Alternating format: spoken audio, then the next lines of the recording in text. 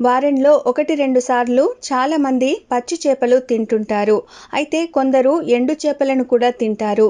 ఇవి కాస్త వాసన వస్తుంటాయి, కానీ ఇందులో ఉండే ప్రోటీన్లు చాలా ఎక్కువ.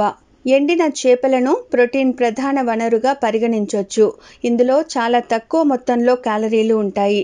ఎండు చేపలు తినడం వల్ల బరువు పెరగరు. అధిక నాణ్యత ప్రోటీన్లు, ఆరోగ్యకరమైన కొవ్వులు, ఒమేగా-3 ఫ్యాటీ యాసిడ్స్తో సహా ఎండు చేపల్లో ఉంటాయి.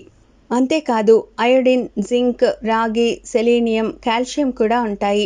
కనుక వారానికో లేదంటే 15 రోజులకు ఒకసారైనా ఎదిగే పిల్లలకు ఎండు చేపలు పెట్టడం చాలా మంచిదని అంటున్నారు నిపుణులు.